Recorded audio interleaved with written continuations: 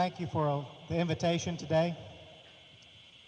We gather here today in Richlands, North Carolina.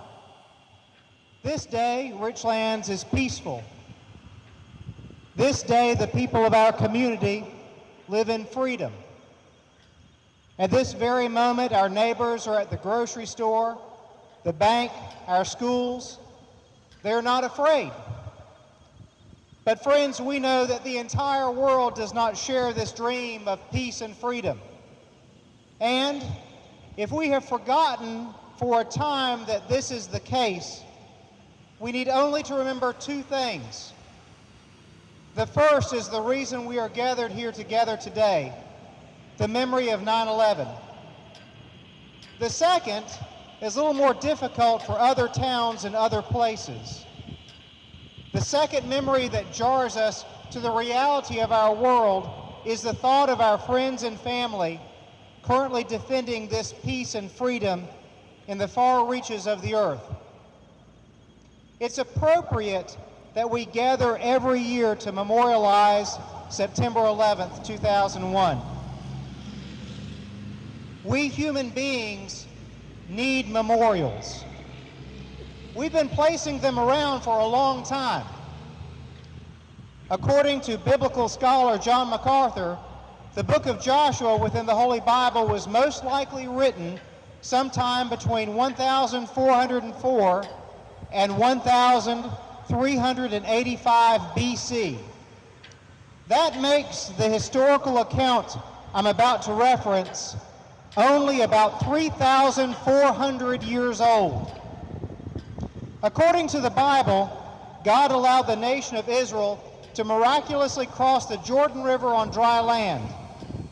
After all the people crossed the river, God told Joshua to take 12 men and have them select 12 stones from the middle of the river and to place them on dry land where the nation was going to be camped that evening.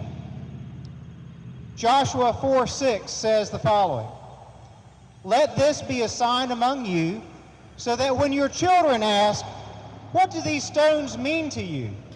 then you shall say to them, 'Because the waters of the Jordan were cut off before the ark of the covenant of the Lord. When it crossed the Jordan, the waters of the Jordan were cut off. So these stones shall become a memorial to the sons of Israel forever.'" You see, memorials are how we pass our wisdom along to the next generation, how we allow those that come after us to learn things that are very important. Now, some of you who are gathered here today, or who might listen to this at a later time, were not old enough to understand how the world changed on that other fateful September 11th. For you, September 11th may represent a terrible loss of life. And it was. 2,977 victims were killed immediately that day. 6,294 persons were treated for injuries from the attacks. And then as time went on, over 2,500 cases of cancer in survivors of the attacks have been reported. But numbers alone do not convey the full story. In the face of unexpected horror and tragedy, there exists courage. You know, one of my favorite quotes is from John Wayne. He said, "Courage is being scared to death, but saddling up anyway." The first responders in New York City, brothers and sisters of our own first responders here in Richlands, here in Onslow County, they rushed into the Twin Towers. They had courage. And then there was a gentleman named Todd Beamer. He was a software salesman on hijacked United Airlines Flight 93. Now, after the plane was hijacked, he tried to place a credit card call through a phone located in the back of a plane seat, but he was routed to a customer service representative instead.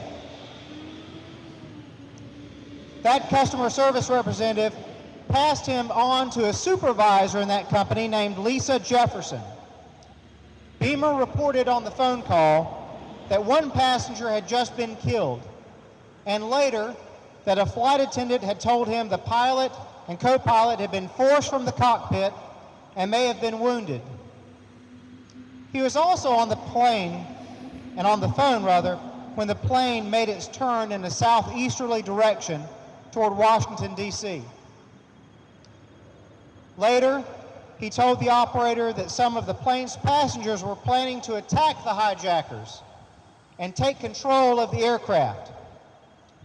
According to that telephone supervisor, Jefferson, Beamer's last audible words were this: "Are you guys ready? Let's roll." The action of the passengers and the crew of Flight 93 prevented that plane from hitting Al-Qaeda's next target, likely the White House or the United States Capitol building. Today, we stand in Richlands. Today, it's peaceful. Today, we stand in freedom.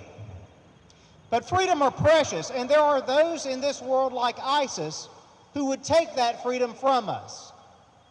Today, let us remember those that died on September 11th, 2001. And let each one of us, like Todd Beamer, commit to stand against the terror of our world wherever and whenever it raises its head. May God bless the families of those who died on September 11th, 2001, and may God continue to bless these United States. Thank you.